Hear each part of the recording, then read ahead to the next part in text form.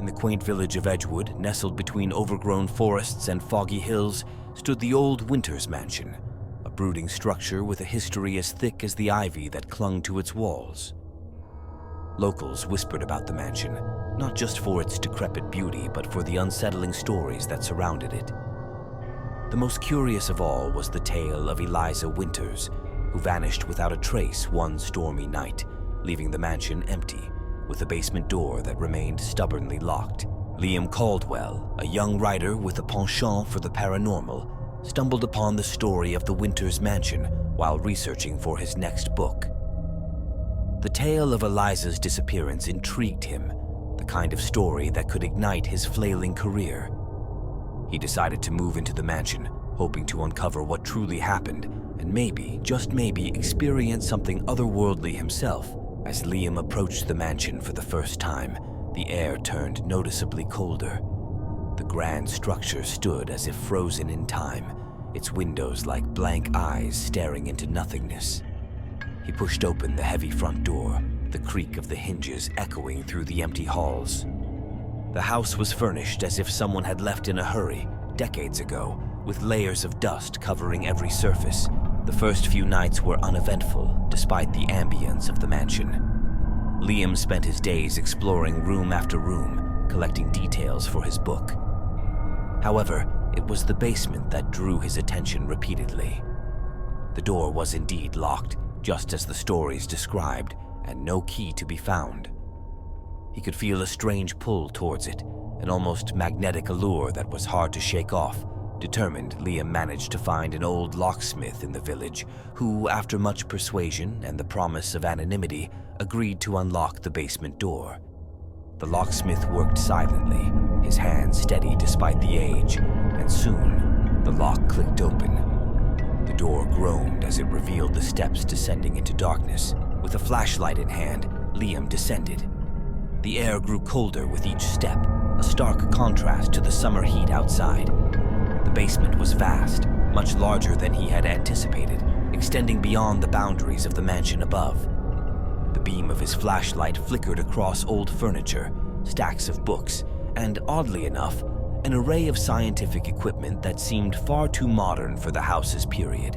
At the far end of the basement, Liam noticed a peculiar painting hanging on the wall.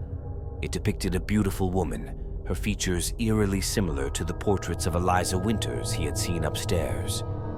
But it was the eyes that held him. They seemed almost alive, watching him. Shaking off the unnerving feeling, he approached, and as he did, the floor beneath him gave a slight creak, revealing a hidden compartment. Inside, Liam found a collection of journals bound in leather and covered in dust.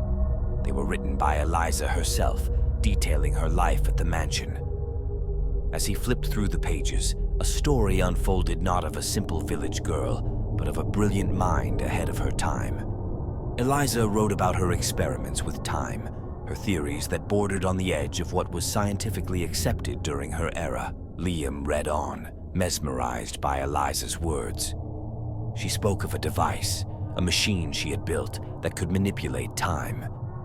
It was her life's work, hidden somewhere in the basement, she claimed, capable of opening doorways to the past and future. But her entries grew increasingly frantic, the last few pages filled with scribbles about someone finding out, about having to hide everything. Compelled to find the machine, Liam searched the basement, pushing aside furniture and climbing over old trunks. Finally, behind a false wall, he found it. The machine was unlike anything he had ever seen, a complex assembly of gears and electrical components, with a single chair facing a large glass panel. Without fully understanding his actions, Liam sat in the chair and reached out to the controls. Lights flickered on, the machine hummed to life, and the glass panel lit up, showing scenes of times long past and those possibly yet to come. Liam was transfixed, watching history unfold before his eyes, until one particular scene stopped him cold. It was the night Eliza disappeared. He watched as she worked the controls, panic evident on her face. Someone was there with her, a man, his face shadowed and indistinct. There was a struggle, a bright flash, and then Eliza was gone, leaving only the mysterious man in the basement. The scene shifted, the man turned, and Liam gasped. The face in the machine was unmistakably his own, shaken to his core. Liam stumbled from the machine, the implications of what he had seen crashing down around him. Had he somehow been responsible for Eliza's disappearance? Was his presence here now a result of time's cruel twist? Days turned into weeks, and Liam found himself unable to leave the mansion, haunted by the ghost of Eliza and the terrifying secrets of the basement. He continued to research, to write, driven by a need to understand, to fix whatever he had broken. The village slowly accepted him as the new oddity in the old Winters mansion, a man caught between the pages of his book and the shadows of the past. As the manuscript for his book neared completion, Liam understood that some secrets were not meant to be disturbed, that some doors, once opened, might never be closed. The story of Eliza Winters, like the whispers of the mansion, would linger long after, a haunting melody in the symphony of the unknown. The day finally arrived when Liam felt he could no longer remain at the mansion. Packing up his notes and the manuscript, he prepared to leave, but not before taking one last look at the basement. As he stood at the top of the stairs, a faint sound caught his attention. It was a soft, melodic humming, like that of a lullaby, drifting up from the darkness below. It was Eliza's voice. He was sure of it, singing softly as if to soothe the restless spirits that lingered. With a heavy heart, Liam closed the basement door for the last time, locking away the secrets and the echoes of the past. He left the mansion with more questions than when he had arrived. The mystery of Eliza Winters and her time machine, now a permanent chapter in his life, forever entwined with the spectral threads of the Winters mansion. His book, once published, became an unexpected hit, a thrilling blend of fact and fiction that captivated readers worldwide. Yet, for Liam, the real story was the one he lived, a tale too complex and too personal to ever fully share.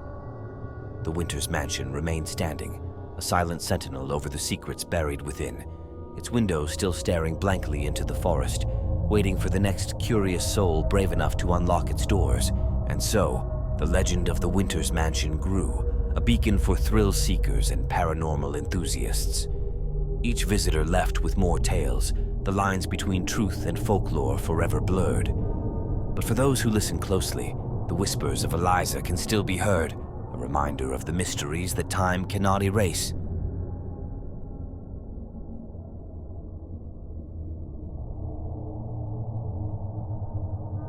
In the sleepy town of Crestwood, an unassuming house on Elm Street hid a secret beneath its aged and weather-beaten exterior.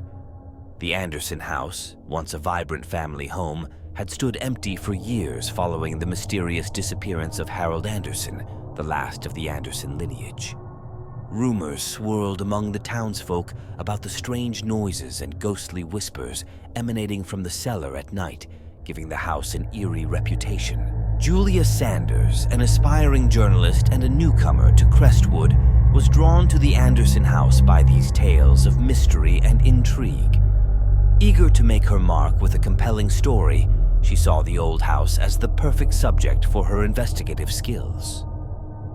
She arranged with the current owner to explore the house, particularly interested in the cellar that seemed central to the many local legends. As Julia approached the house, a sense of foreboding washed over her.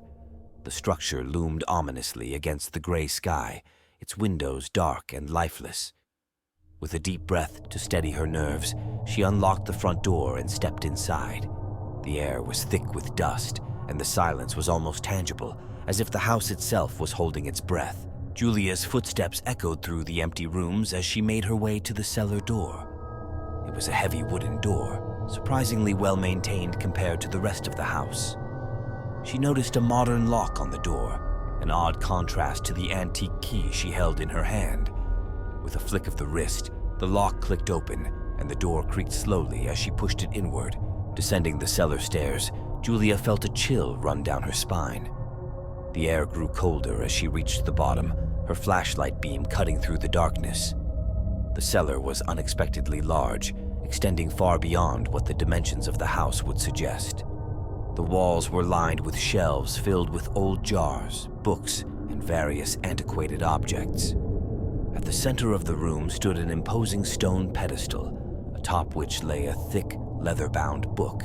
Driven by curiosity, Julia approached the pedestal and examined the book. It was an old journal, the pages yellowed and fragile. She carefully opened it, revealing entries that dated back over a century, penned by Harold Anderson himself. The journal chronicled Harold's obsession with the supernatural, detailing his experiments and rituals intended to breach the veil between the living and the dead. As Julia read, she learned that Harold believed the cellar was a thin place, where the barriers between worlds were weakened. He had spent the last years of his life attempting to contact his ancestors, using the cellar as his sanctum. The entries became increasingly erratic, culminating in a final note that simply read, "They are coming tonight. The veil will be lifted." Intrigued and slightly unnerved, Julia looked up from the journal to survey the cellar again. Her eyes were drawn to a series of strange markings on the floor around the pedestal, which she hadn't noticed before. The markings seemed to form a pattern, almost like a ritual circle. Compelled by the journalist within, she stepped closer to take pictures for her article. Suddenly, a cold wind swept through the cellar, extinguishing her flashlight and plunging her into darkness. Julia's heart raced as she heard soft whispers echoing off the stone walls, growing louder and more insistent. Fumbling for her phone, she managed to turn on the flashlight app, casting a weak glow around the room. The air was thick with the scent of old earth, and the whispers seemed to be calling her name. Fear gripping her, Julia hurried back to the stairs, glancing over her shoulder as the whispers grew into a cacophony of voices.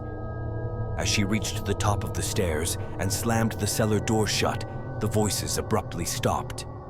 Breathing heavily, she locked the door and quickly left the house, the weight of her experience heavy in her chest.